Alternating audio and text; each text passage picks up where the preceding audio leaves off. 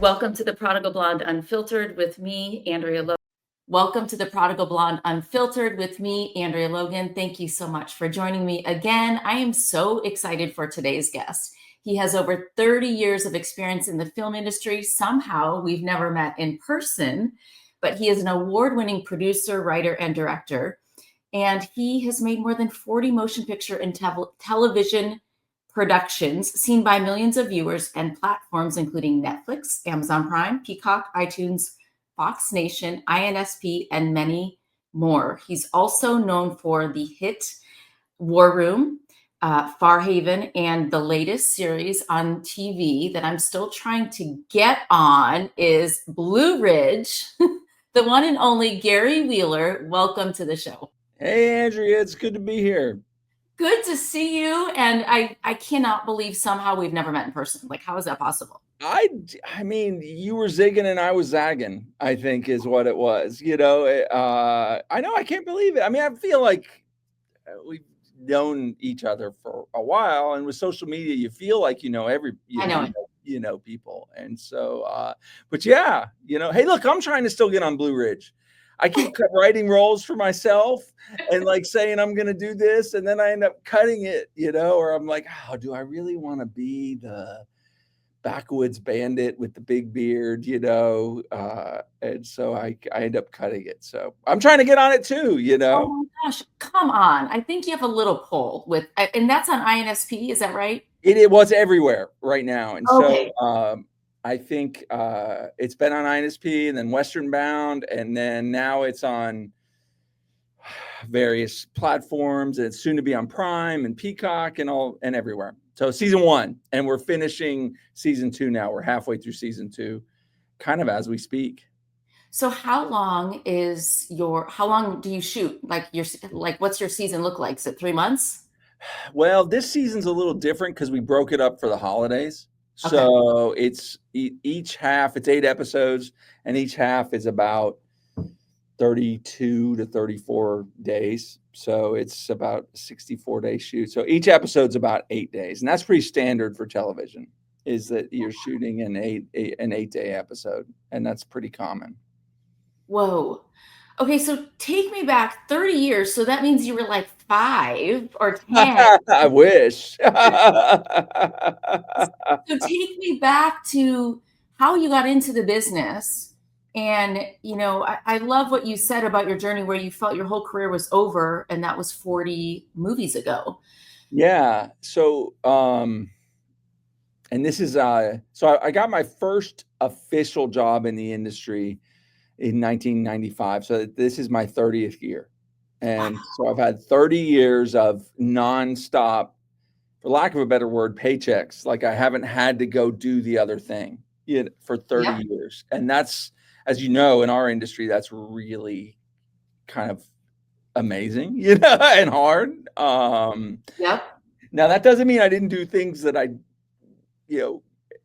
that I went, oh man, why did I sign up for this movie? I've had more than a few of those, but it's funny. So my story is I fell in love with movies before I became a Christian. And so I just really loved movies as a kid. My earliest memories are that I would come home from kindergarten, sit on the table at my grandma's house and watch old television, Rawhide and Batman and stuff like that. And so and I had this freaky thing where I could memorize every actor's name on every show. And so I just started that at a very young age. And so I just kind of fell in love with television, and then that became movies. And so in high school, I thought I was going to go to law school, and I thought I was going to be I mean, who wants to, right? But I know. And somewhere around my senior year, I changed, and I just felt like I wanted to go in and make movies. I grew up in Charlotte, North Carolina, and I went to it was small then, it's not small now, college in the mountains of North Carolina called Appalachian State University. And so, and I went there because I could get my hands on a camera. Mm-hmm. I could, quickly. And within the first week, I had I had a sports radio show, and I was on, eventually I was part of the TV team, and I traveled with the football team doing sideline camera and all that. But I always wanted to make movies. And for some reason, Andrea, I just always felt like I was going to make movies. I don't know why, even though there was a point where I remember I had written my very first script my junior year of college, and I was still not a believer. And I remember back then, you had to print things on the bubble paper where, had to like feed it in the printer and it would go to, and so it took like an hour to print a 100-page document. And I remember I went from being so excited to really depressed, because I kept having these feelings of sort of hopelessness. And the voice that I was listening to was, nobody from your college has ever made a movie. Nobody's ever done this. Nobody's. And by the end of it, what was supposed to be an exciting thing was not. And I just remember this sort of hopeless feeling. I kind of will never forget it. And so somewhere around my senior year and after my senior year, I had a very radical Saul of Tarsus moment, like complete transformation moment, and my life went the other direction. And I became a believer, and I never looked back, and I was filled with just this feeling of just hopefulness. And so I got married. I've been married for 30, this is my 31st year. So we got married young. And so I've been married for 31 years this April. And then we went to grad school at Regent University, and I was going to go in the film industry. I still had the same thing, Andrew, that I was just like, I just know I'm going to do it. But everybody who went to film school there said, I'm going to make it, and I'm going to do it. And I just remember telling a friend of mine, I know what you guys say, but I'm going to make movies, And then I got a job working for CBN while I was in grad school, like on the phone, answering phones and calling people and asking if they would be 700 Club members and all this other stuff. And a job came open as a general in May of 1995 as the general manager of an evangelistic film company called Messenger Films. And I could have been called king. I think it was one employee other than me, And so I went in, and I was going in for the interview, and every other person, the person who was the general manager, was leaving, and he had to replace himself. And every other person who was going in for the interview, they were like Regent grads, and they had this job. And as part of the 7 CBN, you had to go to a chapel. And this is a long answer to a short question, but I was walking into that chapel, and I was a little late because I had gotten on a long phone call with somebody, and actually I was been praying with somebody. So I was walking down the stairs, and right after chapel, I had my job interview. So I just remember it was Miles Monroe. I don't know if you remember him, but he was he was doing the chapel. And I remember the way I like to remember it, it's probably not necessarily happened like this. The way I like to remember it is I was walking down the stairs, and he kind of pointed at me. He was probably pointing at the audience, but I just remember him like his finger pointing at me directly. And he said, whatever your passion in life is, you are called to be a leader for God in that field. Now go and do it. And I knew I was going to get the job offer, and I knew I was supposed to take it, and that was a pay cut, and I knew all these things, and so did my wife. she encouraged me. And so the rest is kind of history. I took the job, and I tell funny stories about, the first day I went to go make the federal deposit for the previous guy's paycheck, and I would go walk up to the bank, and they go, sir, there's not enough money in the account to cover this, taxes. And I had quit my job, and I knew all that, and it was just amazing. God opened doors, and within 4 years, I was the only producer on a movie in South Africa that ended up being on PBS here in the States, and was the part of the Day of Reconciliation in South Africa. And I was the main producer and helped raise all the money. And it was just a kind of a journey that went from there. So it's a long story of how I got in there, but God opened the doors all the way along. I love South Africa. We did a Rev Road series 2 years ago. Love South Africa, but I think it's interesting what I'm constantly reminding of is when you feel God calling you to something, he doesn't tell you it's going to be easy. I mean, it's, being in the film industry is, I always tell people you're going to be broke most of your life. A TV series regular or an A-list actor, in the sense of, like, even when we were building PureFlix, it's like what people don't understand is behind the scenes are the blood, sweat, and tears that you have to do to actually show up, like this film and that film, and then the financing, like you said, like, it's easy to have a script and a decent script. The financing is like the worst part, the hardest part, and so, the amount of faith that it requires to be a filmmaker Yeah. and to stay in it like you have, because it's there's just so many disappointments. So talk about, like, how God has gotten you through those times, and kind of, where you realize, like, okay, this is where I'm called to be, and where maybe you finally experienced a breakthrough in terms Yeah. of your career. So it's funny you say that, and it is hard, right? Like, it's just hard. And I tell people, when we talk about shows like Blue Ridge and other things that I've gotten to do, I was like, yeah, I'm a 30-year overnight success, Exactly. And it's like failure. That's right. What happens when you get to the top of a mountain? There's another mountain way above you, and it's just So really true. hard. Yep. And so I can think of quite a few times, and the one that you're talking about is something I wrote about. So I had made a couple movies, and we had moved back to the mountains of North Carolina, and without going into, I mean, as you know, there are a lot of characters in our business, Andrea, and Oh, yeah. sometimes you get paid and sometimes you don't get paid, and sometimes and so I was waiting on a check for somebody. And I think, when I write my book, it's going to be called, like, one chapter is going to be called Green Beans in Walmart. I remember having to take, like, green beans back to Walmart to get money, and to make ends meet. And I remember I was driving a mountain, and I was going to pick up a pizza, and it was kind of the last money we had. And I was in my 30s. I'd made 2 or 3 movies. And I remember telling my wife up at this point, I was like, I think this is it for me. I just kept hitting walls, and I'm like, I'm happy.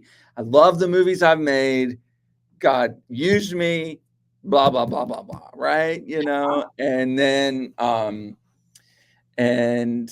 and she said, I don't think that's true. I think God's going to use you even more. But, and so I remember going to pick up this pizza, and we were driving. We had one car, and it was the mountains, and I kept asking God to open up doors, and could I, will you please have another car, and all this other stuff. And I just remember we had barely enough money for food that night. I was waiting on this check to come in.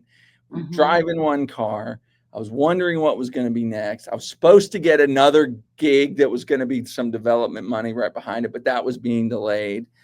And I just remember driving on this mountain road in the snow, and I just had this peace come over me. And I won't say it was quite the audible voice of the Lord, but I just felt like it's over, is what I felt and what I heard. Went and got my pizza, came home, and I got a call that night. It was like 11 o'clock that night. I got a call from a friend of mine who was a pastor in North Carolina, who we were in each other's weddings.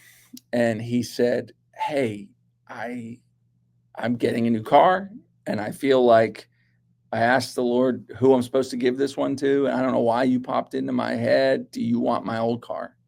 And I just was like, yes. And then the next day, the the check came in that I was owed, and all the money that I was owed came in, and the check for the next gig came in the next day. Amazing.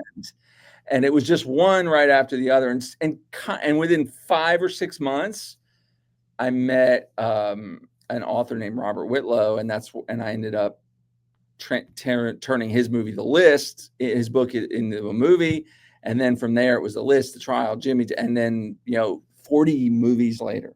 And so it's crazy. And I think I was trying to do the math. So I think, Andrea, the first 13 or 14 years of my career, I made 3 movies, and the last 16, I've made 40. Whoa. And 2 series.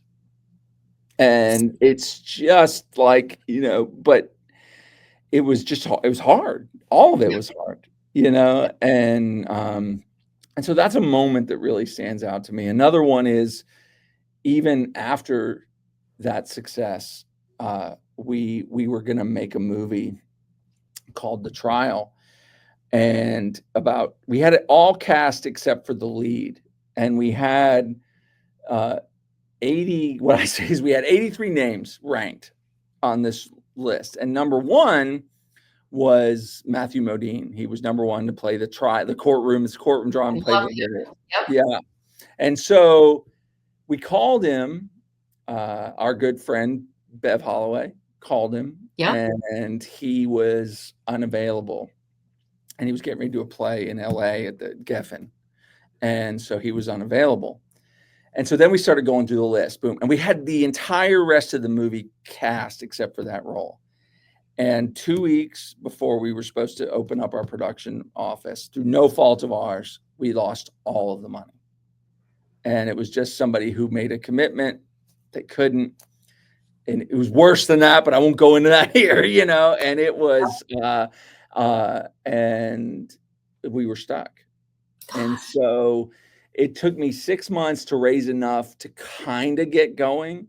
And then I was, we cast it, and all the people who we thought we were going to have weren't available. And, we recast everything except for that one role. Still, we were still trying to find that. We had about 40% of the budget that we thought we were going to have, but that's all we were going to have. And we didn't even have that in the bank. And so I remember going to two things happened. I remember I was going into a production meeting, and I was like, I'm just going to have to cancel this production.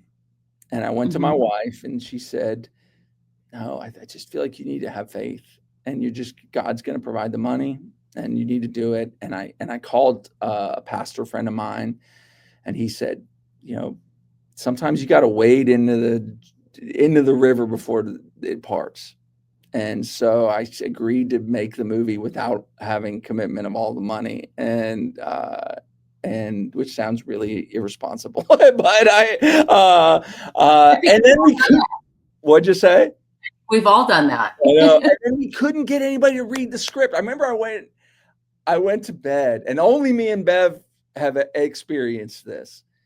I went to bed that night, and I was talking to her, and she was like, there was an actor. So I went from 83 names on the list to like number 85, and it was the guy who did like 2 episodes of The Love Boat, and I'm sitting there trying to talk him into it. I'm like, Matthew Modine and Oscar nominees, and no, and we couldn't get anybody for our rates, and Yep. And so I'm going, and we had there was a guy who I really liked who was a character actor, and I was like, let's go for him, Bev. And he wouldn't even read the script. He said, if you give me a month, I'll read the script, Oh, gosh. So, and we were getting ready to shoot in like 2 weeks. No, at this point, it was probably a week, and we didn't have the lead. And I went to bed, just again, this sense of hopeless, like I can't even get anybody to read this thing. And I was that was in 2008, 2009. It's not that long ago. And I woke up that morning to a voicemail from Bev. And she said, you're not going to believe this, but Matthew Modine's play is over. And his agent called and said they wondered if the film was still available. Whoa. And by the end of that day, he was in the movie, and he was the lead, and really since then, and we had all the money, we had more than enough actually. It was been since then, it has really been one project after another. Like it's really, I would turn that in and get an offer, and then I would turn that in and get an offer, and then it was just one right after the other. But it came before like what I thought was going to be utter failure. It came after what I thought was going to be utter failure, and so those are some moments in the early years that really stand out. I love that story, and that's so true. Typically, it's unless you have a lot to give them, I feel like the rejection of actors, and it's like, okay, I got number, like you said, 85, Yeah, but God opened that door. What was that movie? What was the name of it called? that was The Trial with Matthew Modine that we did. Oh Yeah, my yeah, gosh. Oh yeah. my gosh. Yes, yes. Is he still acting? He is. Yeah, I text him still to this day. We just texted just the other day. He's great. He's in Stranger Things, and actually went from The Trial and did The Dark Knight Rises was his next movie. Golly, And that yeah. was I know, and it was crazy, right? And I got to work with some amazing actors on The Trial who I wouldn't have gotten to work. I got to work with Robert Forster, who was an Oscar nominee, Bob Gunton from Shawshank, and Ron Howard's dad, Rance Howard, was the judge, and Nikki DeLoach, who's still a really good friend to me now, who's a huge Hallmark star. And so, yeah, it all worked out, and they typically do, right? If you stay in the game, and if you quit, nothing, you're not going to get anywhere. But if you stay in It's the game, true. It's so true. What now, did you produce and direct? And I wrote, produced, and directed, which is too much. And Andrea, it's too much. How in the world? Oh my! First of all, how did you function? Because just producing alone, and I mean directing, I always say is the hardest part of the business. Like in terms of acting, producing, directing, I think to have a director's eye is like I admire it so much because it's a whole different ball game. I used to say that I was that I always felt like I was maybe I always felt like I was 50-50 each, producing and directing. Yeah, Writing's a muscle, right? You have to exercise that exactly. muscle, and you have to be committed and disciplined to it. I've always been able to write. My minor's in English, so that's its own thing. But and it's a craft, and you work the craft. But I used to say, like, I'm sort of half producer, half, and I'm wired this way. And I always used to say, maybe I'm not 10 out of 10 in either one of those, but the fact that I'm a 5 and a 5 make, like when I direct, I think like a producer, and when I produce, I think like a Right. director. And so but over time, I think, and experience, I've actually come to love directing more than I thought I would. Because I like working with actors, and I Yep. like working with people. I like people, and I want what's best for them typically. I'm an Enneagram 9, so it's very easy to be very peaceful on set, and that's part of my goal in life is to create pleasant experiences for people on film sets. And that's why you're still married. Maybe That's probably. I amazing. mean, a peacemaker, right? Yes. Oh, you have the best Enneagram. I forget. I think I'm like a 3-wing 4. I don't know what that is. I think Well, it's better than the 4-wing 3, maybe. And it's exactly. So, and are you directing on Blue Ridge? I direct about half the episodes, Okay. so I'm show running, and so season 1, I directed 2 of 6. Season 2 there's 8 episodes, and I'm directing 4, and then I wrote or co-wrote all 8 of season 2, and then season 1 I wrote or co-wrote 4 of 6. And so all told, that's of the 14 episodes, I will have directed 6 of 14 and written 12 of 14 and produced all 14.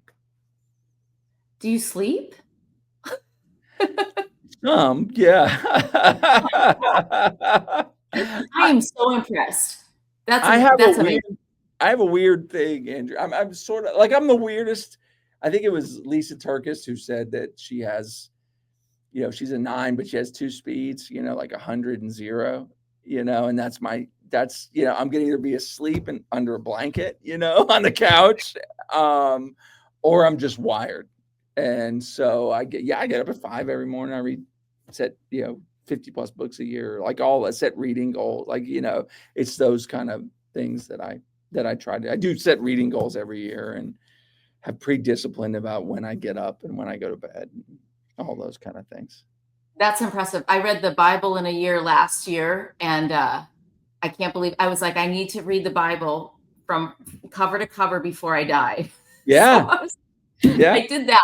Not to be self-righteous, but I just was like, no, it's like a goal of mine. But I do find it's the self-discipline. The older you get, the more I think the more disciplined you have to be with your sleep, with your time with the Yeah. Lord, what you eat, like all the things. It's like, I walk down the stairs and I'm rolling my ankle. I know. I just read something recently. Like it was like literally today. It was like, I'm the age when I can't tell if I'm injured or it's just who I am. Like that's sort of like when I'm walking, I'm like, am I hurt or is this just me now? Am I So just that true. way?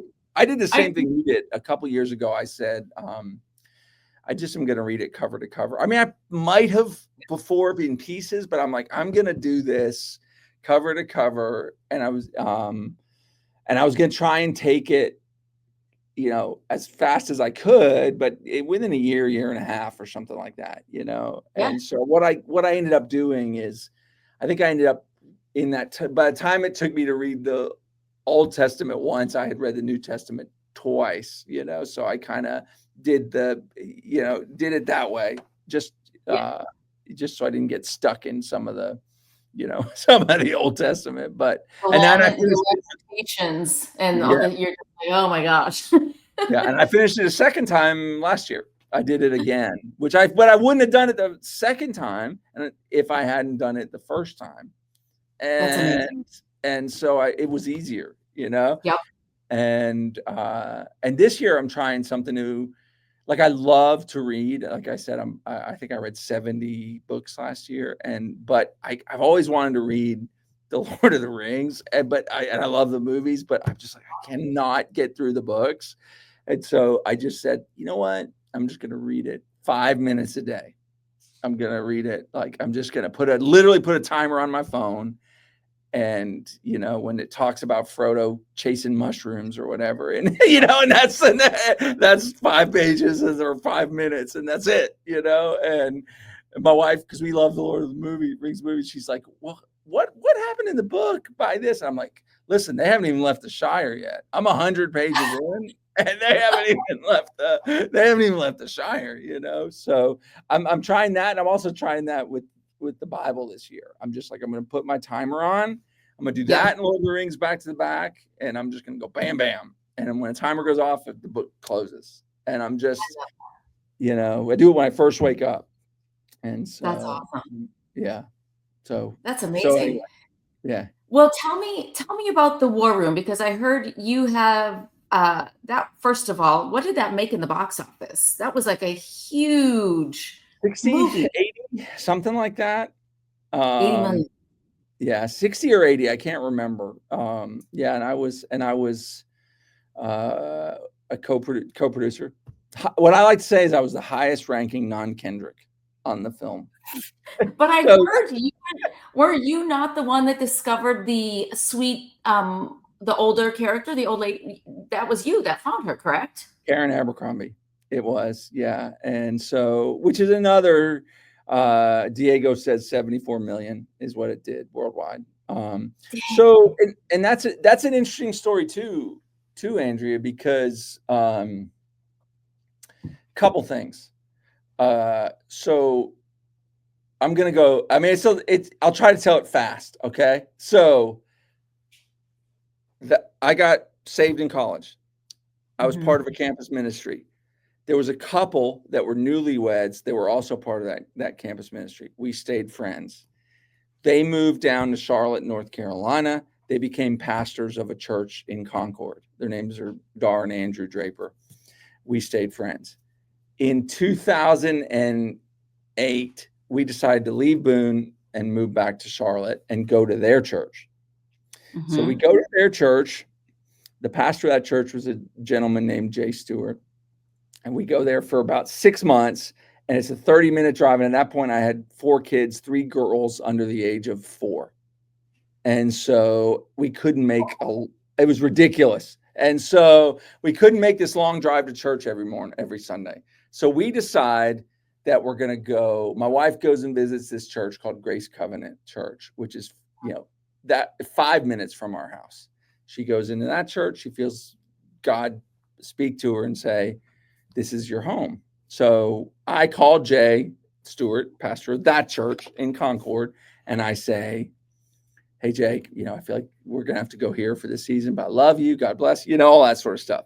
We go to that church from, full time we're now at Grace Covenant. So God led us to there, Jay Stewart, all this other stuff.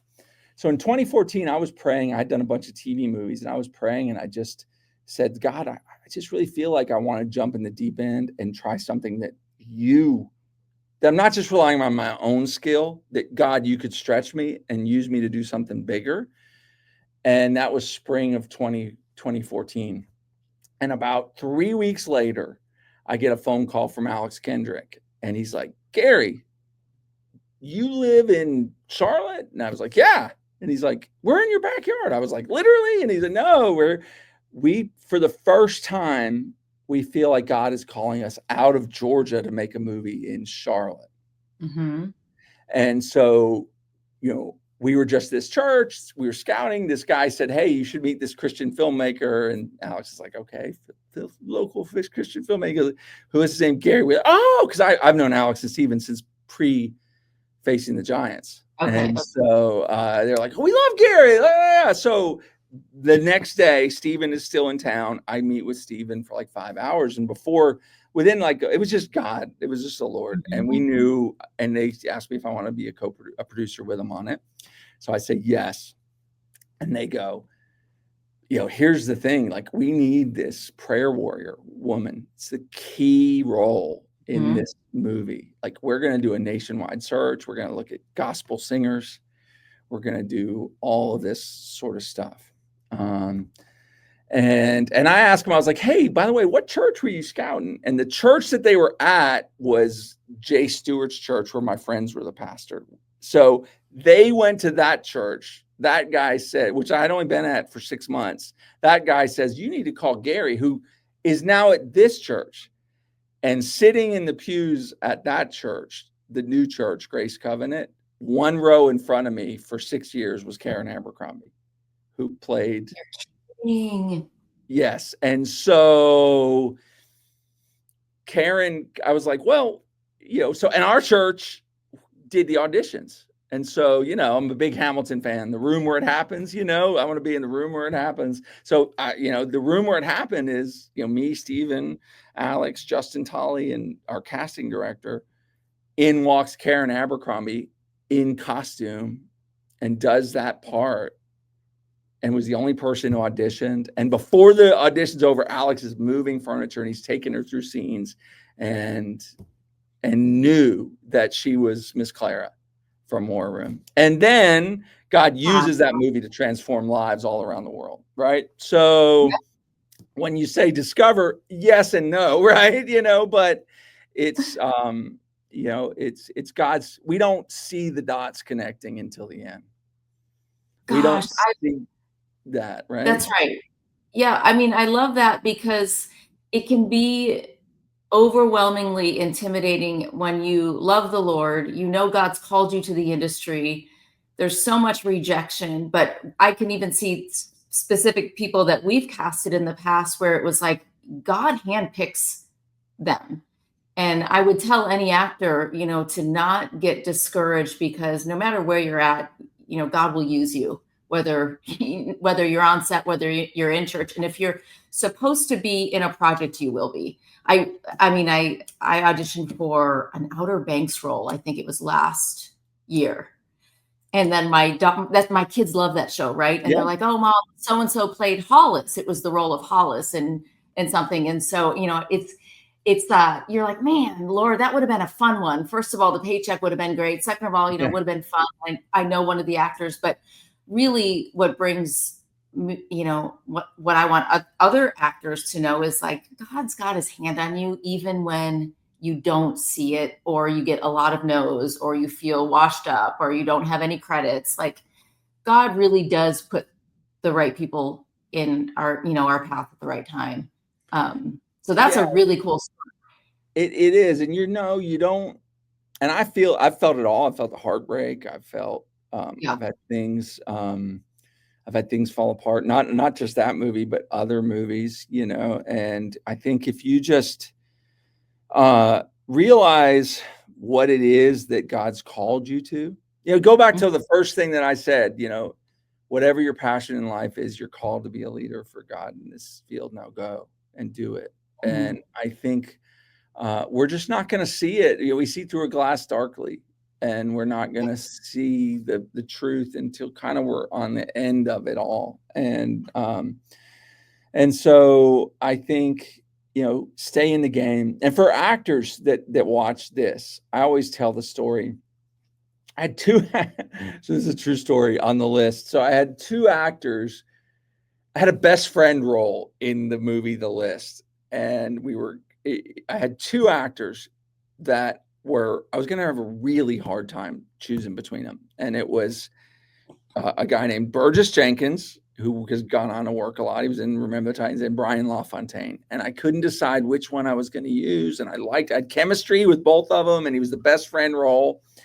And literally, I said to myself, after the casting session, and Mark Fincannon cast that movie, I said, we don't have a lot of female roles. Why don't we change the best friend role to a coworker and make it a woman? So I took this role that these guys both left the audition thinking that they had the part, and then we turned it at the last minute. And I always tell the story. I think I've 6 or 7 times I've cast both of those guys each in movies since that day. They didn't get that part, but I called them. And actually I've worked with Burgess a few times, and I did this movie with Candace Cameron Bure, and I needed somebody to play her husband, and I called, and Burgess did it, and Brian I've called multiple times, and Burgess just had a long recurring on Blue Ridge season 1. Brian I call all the time, but if you looked at that audition, it could look like failure because they didn't get the part. But they've been cast a bunch since then. And they made an imprint on you, and now look at their family That's in your right. cast. Yeah. Yeah, and then you recommend them for other things too. When people call you, you go, "Hey, no, that guy, they're easy to work with, it's all the stuff that actors should be. Show up, know your lines, be easy to work with, all of those things." Yeah, stay humble. It's always amazing when you see an actor or somebody of faith that goes through the business and they get a little bit of fame and then they get the pride and you're just like, oh, you just went No, really exactly, right? And yeah. but I've had the opposite experience more than not. There's very few actors that I've ever said I'm not going to work with that guy again or that person again. And I mean, very, very few, like maybe one hand. And I think that's great because I've worked with hundreds, thousands probably at this point. But it also starts with your leadership and how conduct a set. It's kind of like an orchestra. It's like if you're the leader and it trickles down, I find that you can make or break a whole set. So I think it's also a reflection of who you are as a filmmaker, for sure. Well, we have a no yelling policy, which is a big thing on sets, and it's like we have no yelling. Not to say that it's a pressure cooker, Andrea. Like there's going to be moments when it's 4 a.m. and you have everybody's going to have a bad moment, when they're like, "Give me the thing. I want the thing. I want to, I don't want to talk about that right now." But in general, that's not my thing, is I don't want that to be. And then the other thing is we which this will mean something to you, is we try not to work long hours. We don't do long, we want people to have lives with their families. We want people, so we don't do a lot of overtime. We don't do a lot of, and for the most part, when we do a show like Blue Ridge, our days are 10, 12-hour days, more than not. Oh, I like that. Yeah, that's Which is nice. crazy in the business, right? In our business, that's a crazy. Oh, yeah, you're Yes. used to working overtime and then drive time and then having to go over your lines for the next day. Like it is. Yeah, It's exactly. Yeah, exactly. Yeah, I had a great opportunity to meet John Wooden, the basketball coach for UCLA, and he had a saying. I spent a couple of days with him. He had a saying that was, failing to prepare is preparing to fail.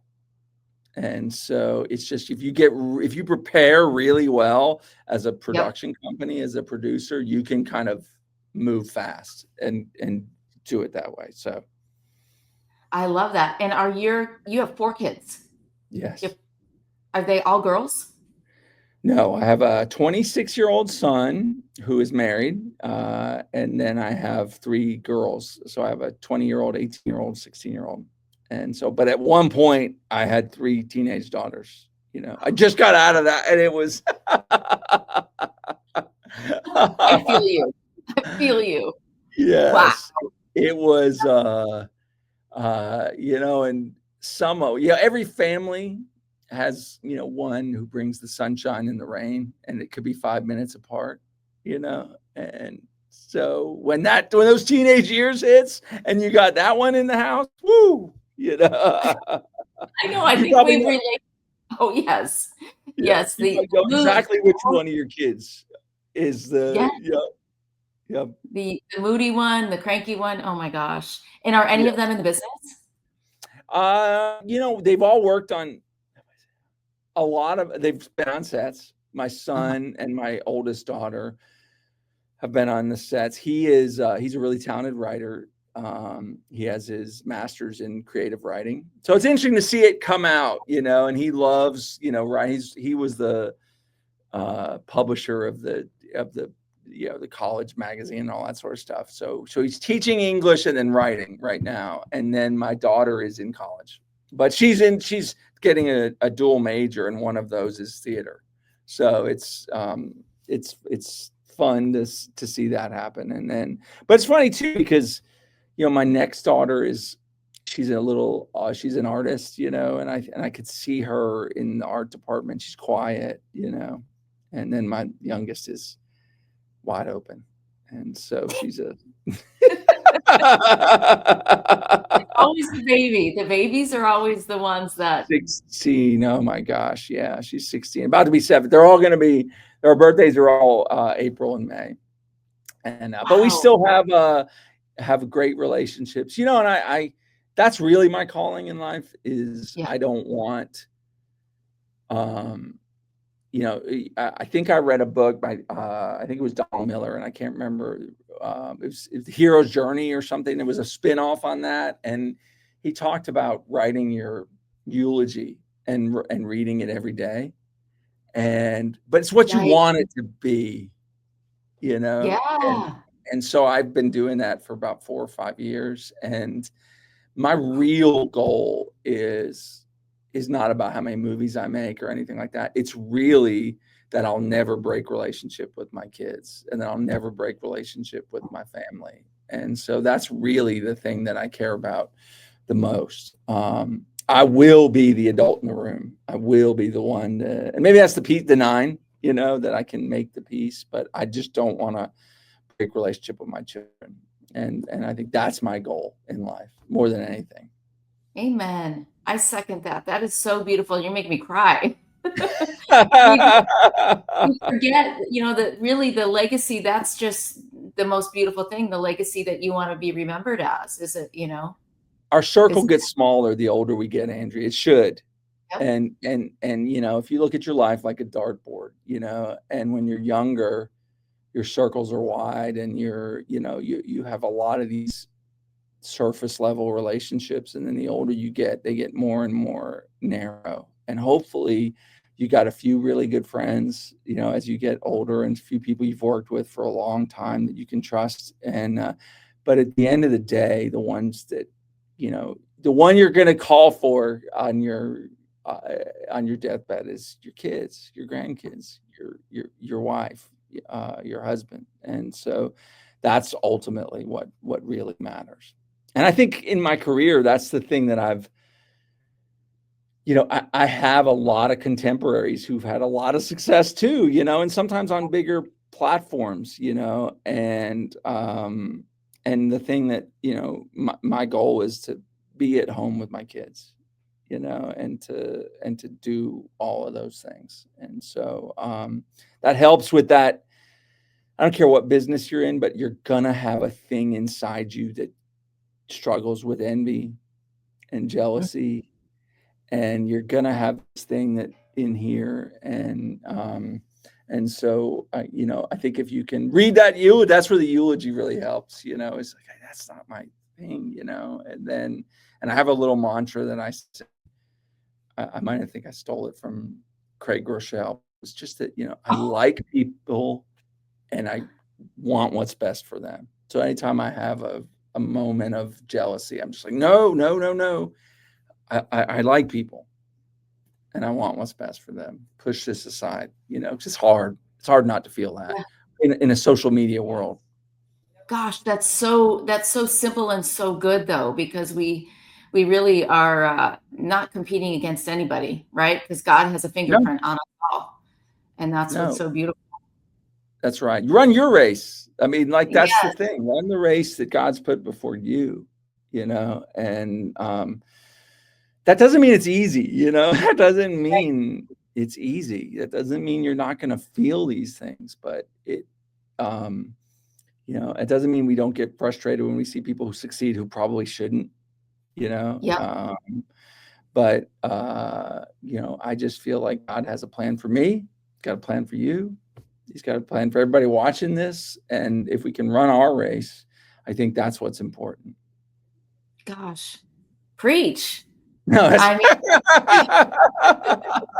mean, nobody deserves the success that you've had more than you and your family, Gary. I mean, it's not shocking, and it's just been a really cool thing to see somebody who's so grounded and so relatable that loves the Lord. So, I mean, just congrats on everything you've done and accomplished, and I can't wait to check out season 2 of Blue Ridge. Season 2 of And Blue Ridge. how can our audience find you, and how can we support you in your race, the race that you're running? Yeah, I think I'm on. I mean, I always send people over to Instagram, at Gary Wheeler Film. That's where you can follow me and pray for us as we're out there and doing that. And then watch Blue Ridge, really, write a review or give it a good rating on IMDb. I always say the same. I say, if you like it, whenever I'm in a screening, I'm like, hey, if you like it, let me know. If you don't like it, just shake my hand and say congratulations. We both know what that means, So, That's awesome. if you don't like it, don't write a review. Just Yeah. send me a message and say congratulations, Just on tell all me, your. yes, say you're praying for me. Yeah, exactly. That's Uh, awesome. Amazing. Thank you. The one and only Gary Wheeler. Thank you so much for joining me, and just so excited to see what God has for you in your continued journey of this crazy business. yeah, thanks, Andrea, and I'm proud of you. I'm proud of what you're doing, Oh, and I think it's good to have deep conversations about the yeah. things that we all are going through as humans, because it's a journey. And so I'm proud of you and I appreciate what you're doing. Oh, thank you, Gary. Yeah. Appreciate you.